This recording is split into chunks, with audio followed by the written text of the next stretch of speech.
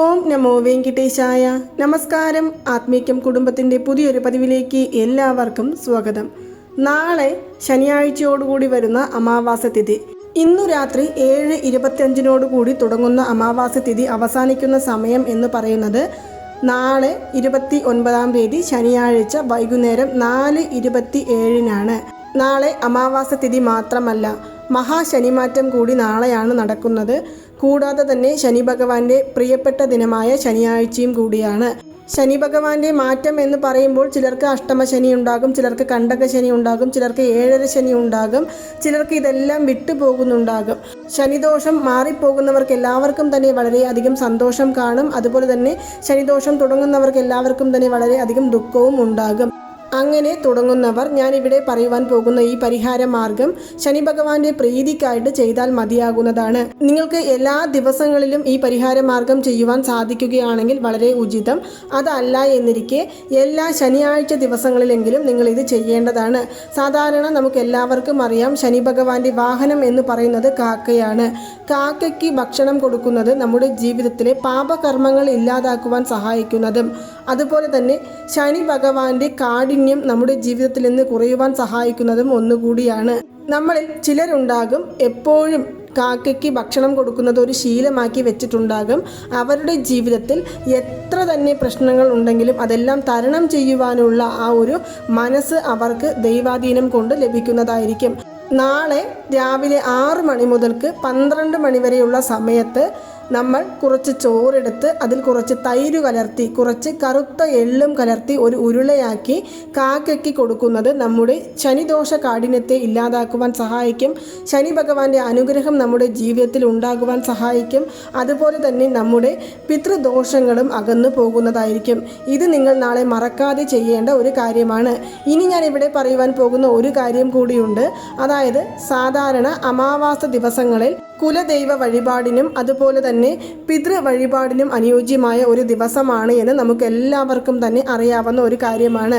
നമ്മളിൽ പലരും ഈ അമാവാസ തിഥി വരുന്ന ദിവസമായിരിക്കും ഒരു പക്ഷേ നോൺ വെജ് എടുത്ത് വീട്ടിൽ പാചകം ചെയ്യുന്നത്. ആ ഒരു ശീലം ഒഴിവാക്കുന്നത് നമ്മുടെ ജീവിതത്തിലെ ഉയർച്ചയിലേക്ക് എത്തിക്കുവാൻ സഹായിക്കുന്നതായിരിക്കും.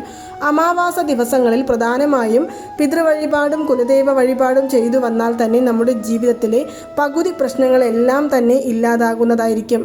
ഇത് കേൾക്കുമ്പോൾ ചിലർക്ക് ചിരിയായിരിക്കും വരുന്നത്. അമാവാസ തിഥിക്കും നോൺ വെജിനും എന്താണ് ബന്ധം എന്ന് ചോദിക്കും. ഈ ദിവസത്തിൽ ദൈവിക ശക്തിയും അതുപോലെ തന്നെ ദുഷ്ടശക്തിയും കൂടുതലായിട്ട് അവരുടെ ആധിക്യം നിറഞ്ഞു നിൽക്കുന്ന ഒരു സമയം കൂടി ആയതിനാൽ 2 ശക്തികളുടെയും ഫലം ഈക്വൽ ആയതിനാലും തന്നെ നമ്മൾ ഈ ദിവസത്തിൽ മാക്സിമം ദൈവിക വഴിപാടിന് വേണ്ടി മാറ്റിവെക്കേണ്ടതാണ് ഉചിതം എന്ന് പറയുന്നത്. അതുകാരണമാണ് ദൈവിക വഴിപാട് ചെയ്യുമ്പോൾ നോൺ വെജ് പാചകം ചെയ്യാതിരിക്കുന്നതാണ് ഏറ്റവും ഉത്തമം. അതുകാരണമാണ് ഞാൻ ഇവിടെ എടുത്തു പറയുന്നത് അമാവാസ ദിവസങ്ങളിൽ നോൺ വെജ് കഴിക്കുകയോ പാചകം ചെയ്യുകയോ ചെയ്യരുത് എന്ന്. ഇനി ഇതുപോലെ തന്നെ ശനിദോഷ കാഠിന്യം കുറയ്ക്കുവാനായിട്ട് നാളെ നിങ്ങൾ ചെയ്യേണ്ട ഒരു കാര്യം, നാളെ രാവിലെ കുളി കഴിഞ്ഞ് നമ്മുടെ വീടിനടുത്തുള്ള ഏതൊരു ക്ഷേത്രത്തിലേക്ക് ചെന്നാലും അവിടെ തൊഴുതു കഴിഞ്ഞതിനു ശേഷം ശനി ഭഗവാന്റെ തിരുസന്നിധിയിലെത്തി എള്ള് ദീപം തെളിയിച്ച് പ്രാർത്ഥിച്ചു വരുന്നത് നല്ലതാണ്. അതുപോലെ തന്നെ ശനി ഭഗവാന്റെ മുൻപിൽ നിന്ന് നേരിട്ട് ഒരിക്കലും നിൽക്കരുത്. നമ്മൾ സൈഡ് നിന്നിട്ട് ഓം ശനീശ്വരായ നമ, ഓം മന്ദായ നമ, ഓം മൂകായ നമ എന്നീ ഈ 3 മന്ത്രങ്ങളും ഒരു 21 തവണ ജപിക്കാവുന്നതാണ്. ശനി ഭഗവാനെ പ്രീതിപ്പെടുത്തിയാൽ നമ്മുടെ ജീവിതം ഉയർച്ചയിലേക്ക് എത്തുമെന്നുള്ളത് നിങ്ങൾക്ക് എല്ലാവർക്കും അറിയാവുന്ന ഒരു കാര്യം കൂടിയാണ്. നന്മകൾ ചെയ്യുന്നവർക്ക് താങ്ങായും തിന്മകൾ ചെയ്യുന്നവർക്ക് തടസ്സമായും നിൽക്കുന്ന ഒരാളാണ് ശനീശ്വര ഭഗവാൻ എന്ന് നമുക്കറിയാം. നീതിയുടെ ദേവനായാണ് നമ്മുടെ ശനീശ്വര ഭഗവാനെ അറിയപ്പെടുന്നത്. നമ്മൾ ചെയ്യുന്ന കർമ്മഫലമാണ് നമുക്ക് തിരിച്ചടിക്കുന്നത് എന്നതിന് ഉത്തമ ഉദാഹരണമാണ് ശനി മഹാമാറ്റം വരുന്ന സമയത്ത് നമ്മൾ അനുഭവിക്കുന്ന ദുഃഖങ്ങളും ദുരിതങ്ങളും എന്ന് പറയുന്നത്. അതുകൊണ്ട് തന്നെയാണ് നമ്മൾ എപ്പോഴും നല്ലത് ചിന്തിക്കുകയും അതുപോലെ തന്നെ നന്മ പ്രവർത്തിക്കുകയും ചെയ്യുക. അനാവശ്യമായി മറ്റുള്ളവരുടെ കാര്യങ്ങളിൽ ഇടപെടാതിരിക്കുന്നതും ഈ ഒരു സമയത്ത് വളരെ നല്ലതാണ്. നമുക്ക് കണ്ടകശനിയാണ്, അഷ്ടമശനിയാണ് അല്ലെങ്കിൽ 7.5 ശനിയാണ് എന്നെല്ലാം പറഞ്ഞ് നമ്മൾ വെറുതെ വിഷമിച്ച് വീട്ടിലിരിക്കുകയാണെങ്കിൽ അതിന് മാത്രമേ സമയം കാണുകയുള്ളൂ.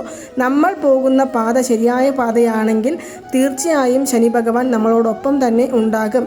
അതിനാലാണ് ഞാൻ എല്ലാ ശനിയാഴ്ച ദിവസങ്ങളിലും എള്ള് ദീപം തെളിയിച്ച് പ്രാർത്ഥിക്കുവാനായിട്ട് പറയുന്നത്. ഇനി നമുക്ക് ചെയ്യേണ്ട ഒരു കാര്യം എന്ന് പറയുന്നത് ശനിയാഴ്ച ദിവസങ്ങളിൽ തന്നെ നമുക്ക് അയ്യപ്പ ഭഗവാന് നെയ്ദീപം തെളിയിച്ച് പ്രാർത്ഥിക്കുന്നതും നല്ലതാണ്. അതുപോലെ തന്നെ ഹനുമാൻ സ്വാമിയുടെ ക്ഷേത്രത്തിൽ പോയി ഹനുമാൻ ദർശനം നടത്തി വരുന്നതും ഹനുമാൻ ചാലിസ പാരായണം ചെയ്യുന്നതും ശനിദോഷ കാഠിന്യം കുറയ്ക്കുവാൻ സഹായിക്കുന്ന ഒന്നായിരിക്കും. ഇതെല്ലാം തന്നെ നാളെ നിങ്ങൾക്ക് ചെയ്യാവുന്നതാണ്. ശനിദോഷം അനുഭവിക്കുന്നവരും അല്ലാത്തവരും ചെയ്യേണ്ട ഒരു പ്രത്യേക വഴിപാടാണ് ഞാൻ ഇപ്പോൾ ഇവിടെ പറഞ്ഞത്. നിങ്ങൾക്ക് താല്പര്യമുണ്ടെങ്കിൽ നാളെ ഇത് ചെയ്യാവുന്നതാണ്. എങ്കിലും നിങ്ങൾ ഏതൊരു കാര്യങ്ങൾ ചെയ്താലും ചെയ്തില്ലെങ്കിലും സാരമില്ല, നാളെ മറക്കാതെ ഉച്ച സമയം 12 മണിക്കുള്ളിൽ തന്നെ കാക്കയ്ക്ക് ഭക്ഷണം കൊടുക്കുവാനായിട്ട് പ്രത്യേകം ശ്രദ്ധിക്കുക. ഇനി അതുപോലെ തന്നെ നാളെ കുലദൈവ ക്ഷേത്ര ദർശനം നടത്തി പ്രാർത്ഥിച്ചു വരുവാൻ സാധിക്കുന്നവർ നാളെ അത് ചെയ്യുക. അതല്ലെങ്കിൽ കുലദൈവത്തെ നമ്മുടെ വീട്ടിൽ പൂജാമുറിയിൽ ദീപം തെളിയിച്ച് പ്രാർത്ഥിക്കാവുന്നതാണ്. കുലദൈവത്തിൻ്റെ മന്ത്രങ്ങളോ നാമങ്ങളോ അറിയുമെങ്കിൽ അത് ചൊല്ലി പ്രാർത്ഥിക്കാം.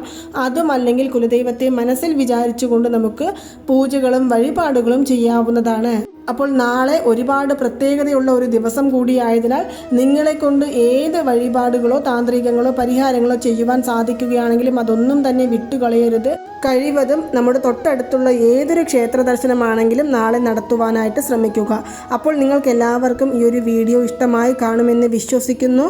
ഈ വീഡിയോ ഇഷ്ടമായാൽ മറ്റുള്ളവരിലേക്കും കൂടി എത്തിക്കാൻ ശ്രമിക്കുക. നന്ദി, നമസ്കാരം. ഓം നമോ നാരായണ. ഓം നമോ വെങ്കിടേശായ നമഃ.